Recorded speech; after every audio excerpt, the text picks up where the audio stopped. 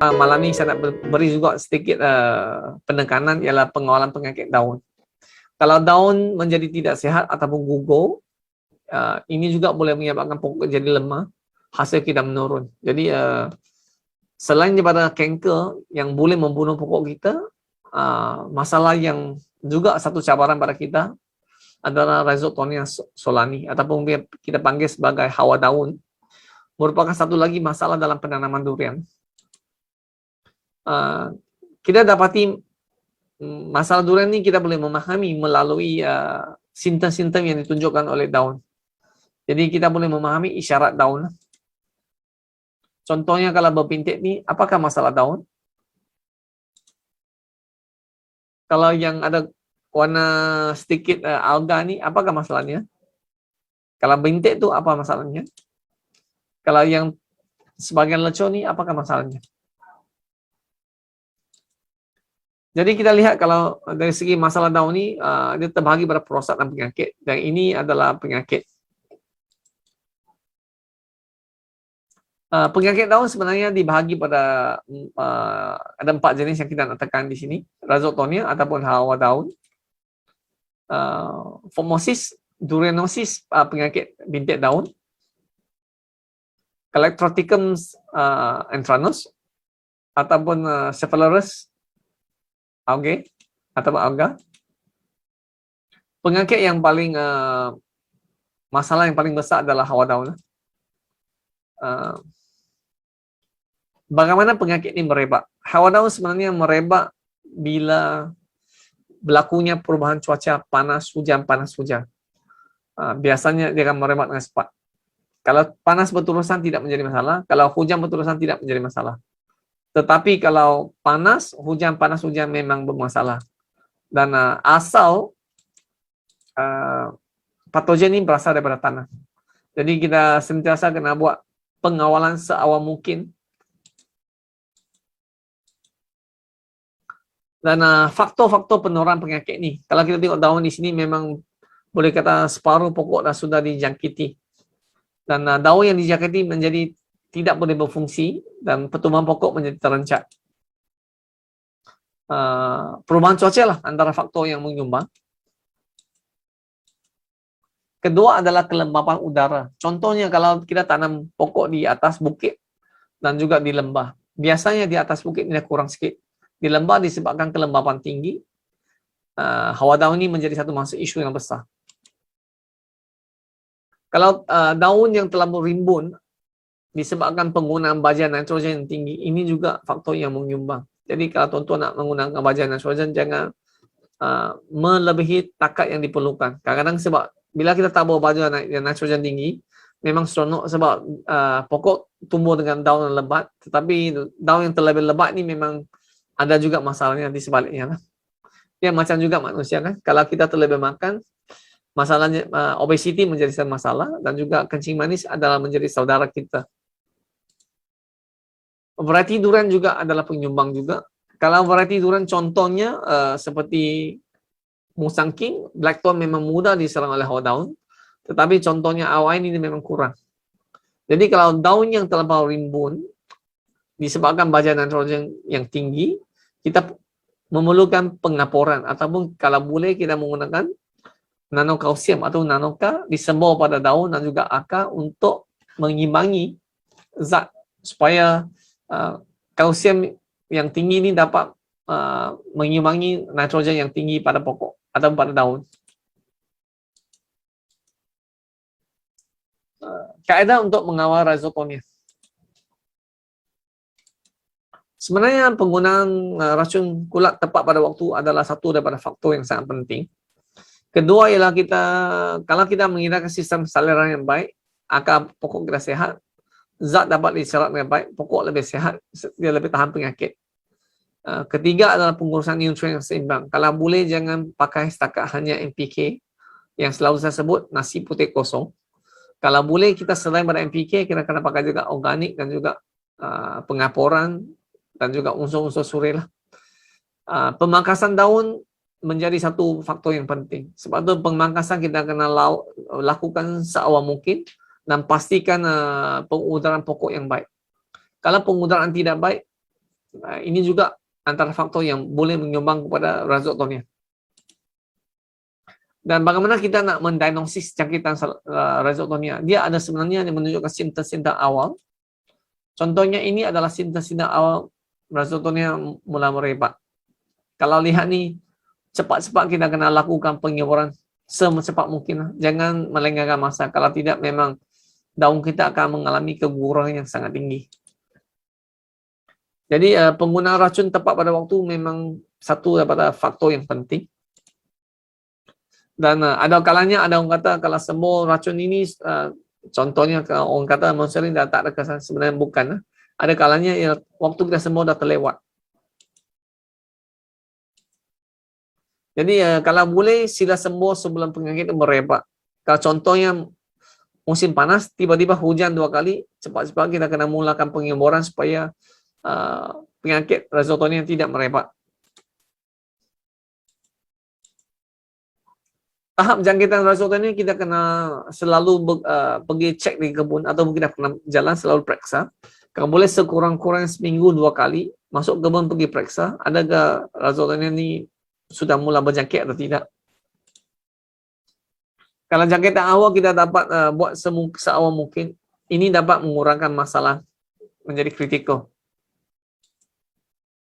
Contohnya ini adalah petanda awal pada pokok. Kalau dia masuk ke peringkat yang seperti yang saya tunjukkan dalam gambar ini sudah masuk ke peringkat yang agak mencederakan pokok. Tahap jangkitan sudah masuk ke peringkat 3 dan ke-4. Dan boleh kata sebahagian besar daun dah gugur. Jadi kadang-kadang daun kita, pokok kita hidup subur disebabkan sekali dijangkiti oleh rhizoctonia, habis keguguran menyebabkan pokok jadi lemah. Jadi tahap jangkitan yang teruk ni sebenarnya kita dapat dikawal ataupun dicegah seandainya kita melakukan pemeriksaan setiap seminggu sekali hingga 2 kali. Sebenarnya ada satu cara yang berkesan ialah juga dari segi kita boleh pasang mini station cuaca yang di mana kita boleh lihat kalau seandainya hujan panas kering, biasanya rhizoctonia akan merebak. Dan ada kalanya juga berlakunya kesilapan diagnosis. Contohnya sekarang kita tengok di pasaran ataupun di luar sana banyak pekebun menghadapi masalah daun gugur ataupun daun tidak tumbuh yang seperti saya tunjukkan di sini. Ini bukan rhizoctonia, ini adalah disebabkan kekurangan air. Sekarang ni walaupun saya faham banyak orang menghadapi kalau yang sudah tanam, banyak yang pokok kuning. Saya tahu tuan-tuan dan puan-puan banyak yang tanam pokok, menghadapi pokok kuning, terbantut, pucuknya kering. Ini antara faktor disebabkan adalah pengurusan air kita tidak betul.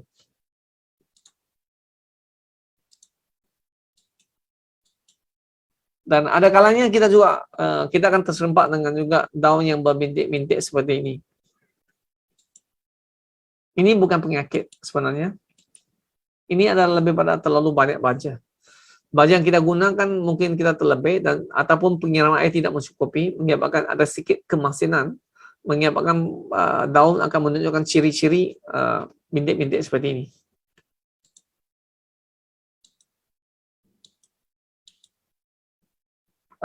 Kesilapan diagnosis juga boleh berlaku seandainya kadang-kadang kita lihat pucuk daun kita kering. Ini adalah diserang oleh cikada.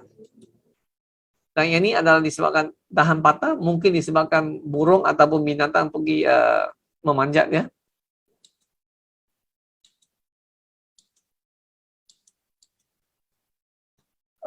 Kalau kita buat selepas rawatan, biasanya yang kering ni dia tidak akan pulih lagi, dia akan tinggal di situ sebagai tompok yang kering. Jadi kalau kita dah sembuh dengan rawatan ni, kita memang kalau boleh nak sembuh, biasanya saya galakkan sembuh 2 hingga 3 kali berturut-turut untuk kita mematikan kulat rhizoctonia ni.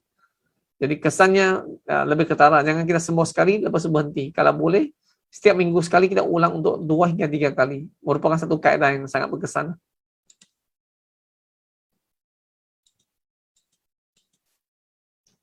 Kalau kita lihat rhizoctonia dari segi kalau kita lihat daripada atas, boleh kata banyak daun, dia boleh menyebabkan daun mati. ranting, kalau yang serius ranting boleh mati. Kalau pokok kecil mungkin pokok mati. Keguguran daun, hasil menurun, dan pertumbuhan pokoknya kita jadi terbantu. Jadi rhizotonia ni yang kita memandang ringan, kadang-kadang dia juga merupakan satu daripada faktor menyebabkan pertumbuhan pokok kita terancam. Boleh dikatakan keseluruhan kebun ini sudah dijangkiti rhizotonia. Dulu memang redup sekali ya. Sekali berlakunya jangkitan, bolehlah hampir daunnya gugur, tinggal separuh sahaja. Dan ada yang sudah mula kering. Ada 2 pokok yang terselamat. Ini adalah klon yang berlainan. Klon yang berbeza kadang-kadang juga menunjukkan ciri-ciri yang berlainan. Jadi kalau kita lihat daripada contoh kebun di sini juga adalah penurunan hasil. Walaupun pasang naik untuk mengambil buah, durian masih ada di atas pokok, tetapi daunnya sudah hampir gugur separuh. Dan ini akan menyebabkan kualiti durian menurun. Nah, kita lihat contohnya di sini, daun sudah gugur, tumbuh daun baru, dan buah masih di atas. Biasanya kalau berlaku kualiti durian seperti ini memang tidak kurang elok. Ini adalah satu contoh rawatan dengan tiada rawatan menggunakan racun kulat. Yang di belah sini yang tiada rawatan, boleh kita katakan hampir kebanyakan daun dah gugur habis. Yang atas. Yang di sini disebabkan rawatan yang dibuat dengan juga dengan pemeriksaan dan pemerhatian yang kerap, boleh dikatakan walaupun jarak di antara 2 kebun ini tak sampai setengah kilometer, dapat diselamatkan.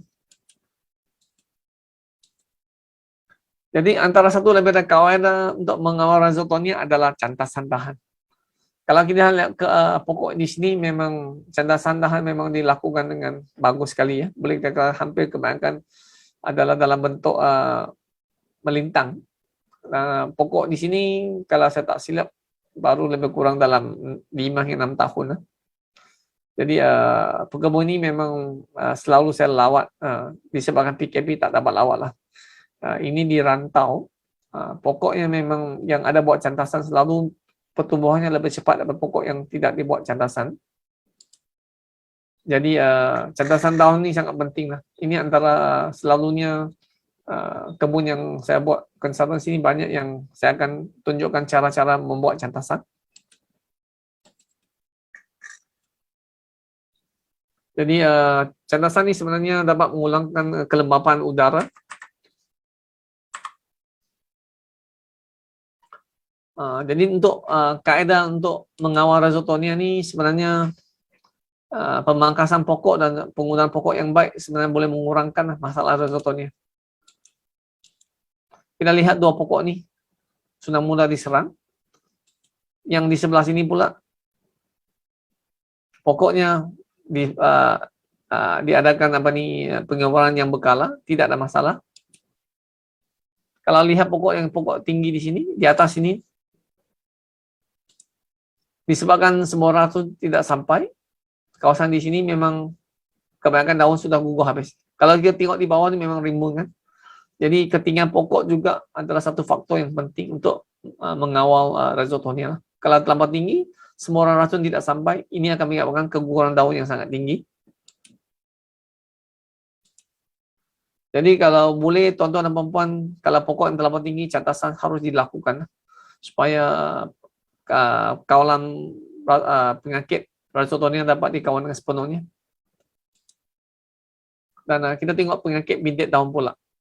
Penyakit bintik daun ini sebenarnya berkait rapat dengan saluran air.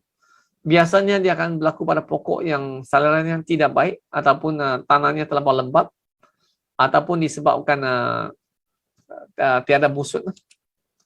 Dan penyakit bintik daun ini memang satu daripada sering berlaku di kawasan nursery ataupun anak pokok. Dan ini adalah satu lagi faktor yang disebabkan akarnya sudah reput ataupun disebabkan penggunaan tanah yang tidak baik. Dan bila tanah penggunaan tidak baik, zat tidak dapat diserap, pokok menjadi lemah, biasanya bintik daun akan menyerang.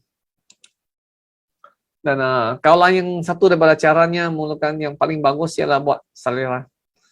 Contohnya kebun yang di sini yang buat peparetan. Selepas buat peparetan ni, pokok pendekatan mula menunjukkan satu daripadanya ialah pengangkit Phytophthora dapat dikurangkan, pengangkit daun bintik pun dapat dikurangkan. Jadi kalau tuan-tuan dan puan-puan nak tanam durian, saliran merupakan satu faktor yang sangat penting yang harus kita lakukan untuk memastikan arus air kita dapat direndahkan, juga air dapat disalurkan secepat mungkin semasa musim hujan. Biasanya satu lagi masalah yang berlaku ialah di tapak semayang, ialah anthracnose. Jarang kita jumpa anthracnose pada pokok besar. Tapi biasa daripada pokok kecil dan juga pokok yang ditanam rapat di tapak semayang merupakan satu masalah utama untuk anthracnose. Tetapi dia bukan satu ancaman yang besar terhadap durian. Biasa kita juga menggunakan keadaan yang mudah menggunakan biocopper untuk mengawal anthracnose.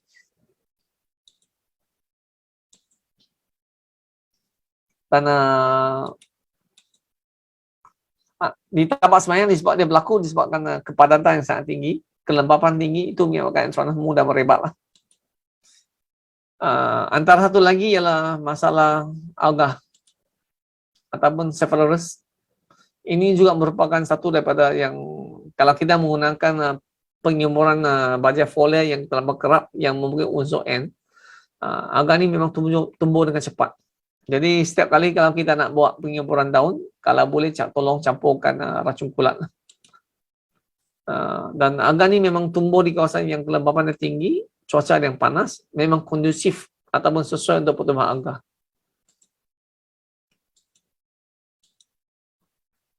Ini antara satu, kalau sudah tumbuh dengan alga banyak, daun menjadi tidak berfungsi. Biasanya disebabkan semburan folia kita buat terlalu kerap dengan terutama kandungan N tinggi dan tanpa racun kulat. Jadi bila berlakunya pertumbuhan alga ini, dia akan mengurangkan fotosintesis. Stomata daun akan tersekat, jadi daun tidak dapat berfungsi lah.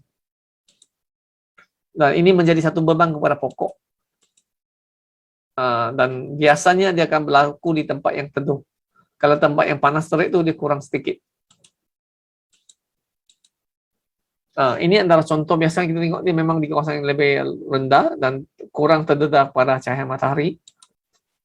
Dan kawalan ni, alga ni kalau kita lihat perbandingannya, ini tiada racun kulat dipakai. Yang ni sudah pakai, jadi yang baru tumbuh tu sudah mula dapat dikawal. Yang ini memang dari pakai selalu dia pakai, tiada masalah pertumbuhan alga ni, kurang sedikit. Jadi antara yang pilihan kita boleh pakai ialah biocopper sebagai satu kaedah pencegahan. Dan ini antara satu lagi contoh penanaman menggunakan busuk yang besar. Dan pokok di sini tanam memang boleh dikatakan kurang masalah akar rumput. Tetapi masalah akar rumput juga akan berlaku seandainya tanah kita jenis tanah yang liat. Jadi kalau boleh juga simpan rumput yang tebal. Rumput yang tebal juga sebenarnya adalah sumber makanan kepada cacing tanah. Bila rumput ini sudah mula reput, cacing tanah akan makan dan akan menggemburkan tanah ini. Jadi bila dia menggemburkan tanah, pengudaran tanah akan meningkat. Jadi pertumbuhan pokok akan menjadi sihat.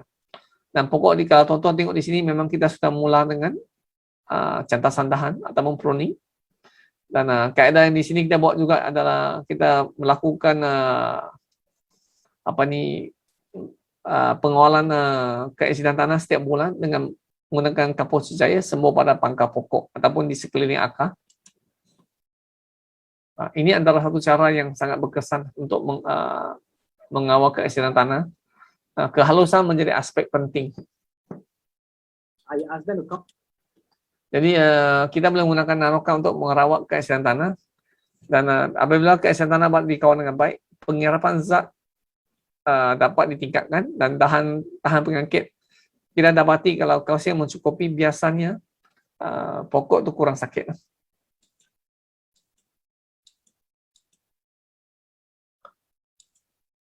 Ini juga antara satu kaedah pengemburan air. Kalau boleh semburan air itu biar lama tetapi perlahan supaya air dapat menembus ke dalam tanah.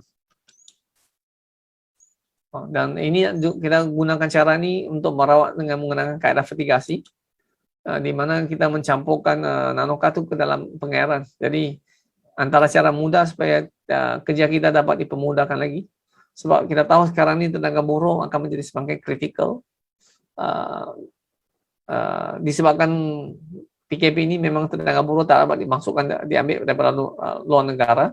Dan di Malaysia memang kalau orang tempatan, kalau minta ada kerja kebun, kebanyakan memang tidak berminat disebabkan suka dan juga berat.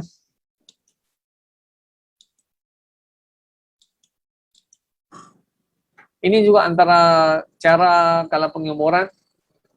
Kita lihat pengeboran di sini memang disembur keseluruhan pokok. Jadi kalau pengeboran kita akan pastikan pengeboran yang cukup basah.